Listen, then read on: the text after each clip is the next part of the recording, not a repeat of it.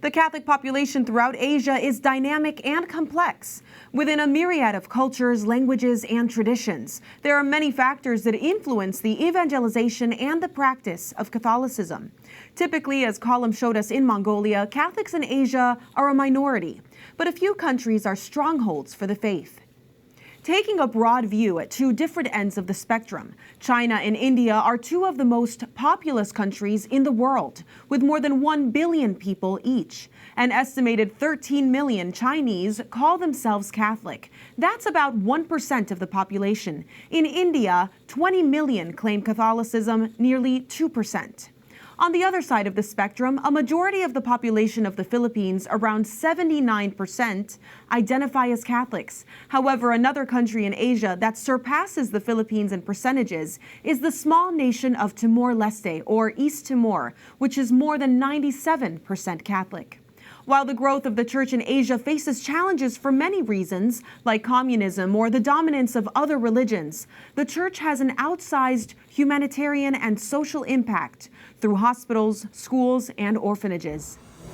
To discuss the Catholic Church in Asia, its growth, and its impact, we're joined by Father Dennis McNamara from Georgetown University, where he's a professor of sociology and Korean studies and a special assistant to the university president for China. Father McNamara, thank you so much for joining us. The Holy Father speaks of the Asian Church often, and the current head of the Synod, Cardinal Jean-Claude Hollerich, considers himself a Japanese priest. We've heard him say that a couple of times. What are the Holy Father's hopes for Asia, and why does he have a focus there? Well, first of all, the population is very large. Secondly, there's a number of those countries which have very strong religious sentiments. And thirdly, the church has a very deep history in Asia, very deep history, very profound history. And I think this Pope has been particularly active in moving abroad and moving to those countries that have not been sort of recognized in the past. And he has established sort of an idea of the Catholic Church, which is open not just to a number of all faiths, but to different types of countries, smaller countries, larger countries, poorer countries as well. I think that's very impressive, and this is another further evidence of that effort. I know we're watching him in Mongolia right now.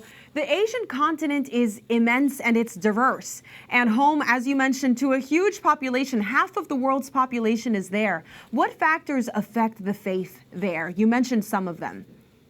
Well, history would be a very important one. Another one is colonization. That has been very important in certain areas. A third one is missionary activity from the West. And now what we're finding is missionary activity coming from Asia to different parts, for instance, Vietnam to different parts of Asia, from the Philippines to different parts of Asia. This is really impressive. And this is sort of a replication of an earlier history in which missionaries played a major role. But the Catholic Church has been very prominent in Asia. The numbers don't look that way because we're used to high percentages of a Roman Catholic Church. But we do find with the Catholic Church a tremendous influence through their institutions, and that would be medical institutions, educational institutions. And that has been more or less the history, the pedigree of the Catholic Church in Asia. The missionaries have brought education, the missionaries have brought medicine. Obviously, they've brought the faith. But the churches are now indigenous in so many different ways, very strongly indigenous. Even though small, very, very important. Well, let's dig into what you said about the Philippines, that country that is majority Catholic, evangelizing the rest of the Asian continent and also inspiring the rest of the world. We're seeing a lack of faith, a lack of growth in the church on this side of the world where they're seeing a great abundance of faith. What historic realities have made that possible in the Philippines, this very large abundance of faith? Well, I think this would be true not just in the Philippines, but in other parts of Asia. I think, first of all, there's an indigenous religious sentiment that is really the core of what we're doing.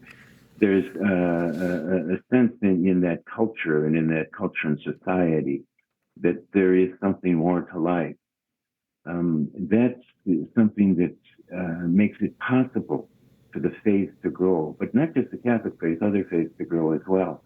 The Philippines has been particularly strong because of the Spanish influence, and then the American influence that came after the Spanish-American War.